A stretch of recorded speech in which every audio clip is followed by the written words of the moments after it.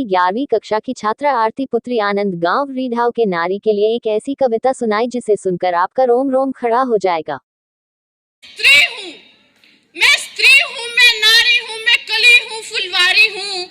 मैं स्त्री हूँ मैं, नारी हूँ मैं, कली हूँ फुलवारी हूँ। मैं दर्शन हूँ मैं, दर्पण हूँ मैं, नाद हूँ मैं, गर्जन हूँ। मैं द्रौपदी हूँ, मैं सीता हूँ। पुरुषों की इस दुनिया ने मुझे कैसी नियति दिखलाई। कभी जुए में हार गए तो कभी अग्नि परीक्षा दिलवाई, कभी जुए में हार गए तो कभी अग्नि परीक्षा दिलवाई।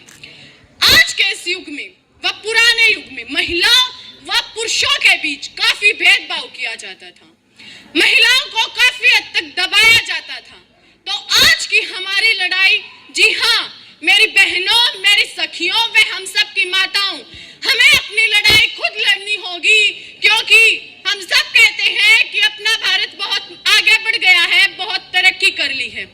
क्योंकि हम सब कहते हैं कि अपना भारत बहुत आगे बढ़ गया है, बहुत तरक्की कर ली है, लेकिन क्या लोगों की सोच ने तरक्की की?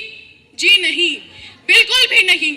आज भी हमारे इस तरक्की कर रहे हुए भारत महान देश में बहुत सारे लोग हैं जो बेटियों की पढ़ाई के खिलाफ हैं, जो बेटियों की पढ़ाई के खिलाफ हैं। तो मेरा उन सब लोगों से एक सवाल है, तो फिर वो अपनी बीवी के लिए लेडी डॉक्टर क्यों ढूंढते हैं? है कोई जवाब उनके पास? नहीं। और हाँ, वो नारी शक्ति की लंबी जुबान के लिए तो सब शिकायत करते हैं, नारी शक्ति की लंबी जुबान के लिए तो हर कोई शिकायत करता है। तो फिर गूंगी लड़की से शादी करने के लिए तैयार क्यों नहीं होता? तो फिर कोई गूंगी लड़की से शादी करने के लिए तैयार क्यों नहीं होता? है कोई जवाब? नहीं। एक फेसबुक के सीईओ ज़करबर्ग ने अपनी बेटी के पैदा होते ही अपनी 99% दौलत दान कर दी, और यहाँ एक बाप अपनी बेटी के दहेज के लिए अपनी पगड़ी तक पहनना छोड़ देता है,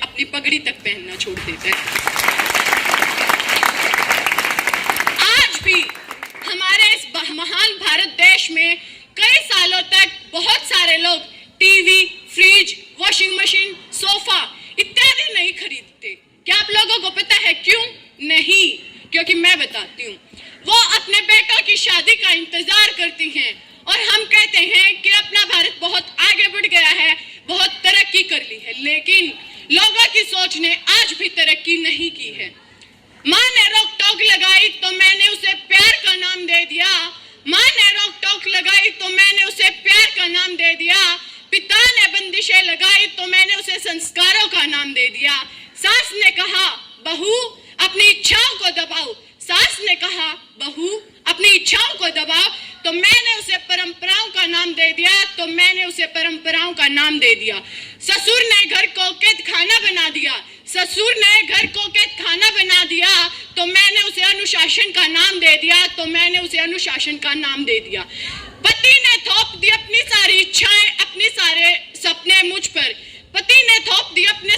अपनी इच्छाएं मुझ पर, तो मैंने उसे वफा का नाम दे दिया, ठगी से खड़ी हूँ मैं जिंदगी की राहों पर, तो मैंने उसे किस्मत का नाम दे दिया, आज के इस युग में महिलाओं व पुरुषों के बीच इतना भेदभाव किया जाता है कि महिलाओं को बिल्कुल दबा हुआ महसूस किया जाता है। महिलाओं को उस तुच्छ वस्तु की तरह माना जाता है जिन्हें वे अपने हुक्म, अपने पैरों की जूती समझते हैं, लेकिन ऐसा नहीं है। आज के इस महान भारत युग में, जिसको हम कहते हैं कि अपना भारत महान तरक्की कर रहा है, वहाँ महिलाओं के साथ बलात्कारों जैसे तुच्छ कार्य किए जाते हैं। तो मैं कुछ शब्द कहना चाहूंगी। अंधेरे में उन हाथों ने मुझे बाहों में भींच लिया, एक ने मुंह पर हाथ रखा और एक ने आंचल खींच लिया, मर्यादा की उन सारी सीमाओं को तोड़ दिया, फिर उन घनी अंधेरी सड़कों पर मुझे तड़पता छोड़ दिया। मैं मरती हूँ, मैं डरती हूँ, जब सफर अकेले करती हूँ, कोई साया पीछा करता है, मेरी मुट्ठी बन जाती है, मेरी धड़कन बढ़ जाती है, धड़कन बन जाती है तरल पसीना माथे पर, दिल में मेरे ये घबराहट है, जाने ये किसका साया है, जाने ये किसकी आहट है, जाने ये किसका साया है, जाने ये किसकी आहट है। अरे बहन और बेटी को तो छोड़िए, लोग अपने स्वार्थ के लिए अपनी माँ को भी भूल जाते हैं, अपनी माँ को भी भूल जाते हैं, अपनी माँ का भी बंटवारा कर लेते। अगर मैं माँ के बलिदानों पर बात करूं तो पूरी रात गुजर जाएगी, अगर मैं माँ के बलिदानों पर बात करूं तो पूरी रात गुजर जाएगी। लेकिन मैं दो शब्द जरूर कहना चाहूंगी उन लड़कों के लिए जिन्हें अपनी माँ का या माँ शब्द का मतलब नहीं पता। अरे माँ तो वो भगवान है जिसे अगर बुखार भी हो जाए और उसके बेटे को पता चल जाए तो पता है वो क्या कहेगी, वो कहेगी कि बेटा मैं खाना बना रही थी इसलिए गर्म हूँ, कि बेटा मैं खाना बना रही थी इसलिए गर्म हूँ। किसी रात को सबके खाने के बाद रसोई में जाकर अपना खाना खुद ढूंढो, पता चल जाएगा कि माँ क्या होती है, पता चल जाएगा कि माँ क्या होती है। नारी को कभी कमजोर नहीं समझना चाहिए। नारी जब है शक्तिशाली तो क्यों कहें उसे बेचारी, नारी जब है शक्तिशाली तो क्यों कहें उसे बेचारी। अरे मैं बेचारी नहीं, मैं लाचार नहीं, मैं बेचार नहीं, लाचारी नहीं, मैं तो वो धधकती चिंगारी हूँ जिसे अगर छेड़ोगे तो तुम जल जाओगे, जिससे अगर तुम छेड़ोगे तो जल जाओगे। अरे आज तो अंतरिक्ष तक जाने लगी है नारियां, वीर जवानों की शहादत को कंधा देने लगी है नारियां, शमशान घाट तक जाने लगी है नारियां। अगर हमारे इस महान मुल्क में कल्पना चावला जैसी बेटियां व नारियां नहीं होती तो हमारे देश का नाम कौन करता, हमारे देश को रोशन कौन करता है? कोई जवाब आप लोगों के पास नहीं। अरे अजीब रिवाज है हमारे मुल्क की, अजीब रिवाज है हमारे मुल्क की।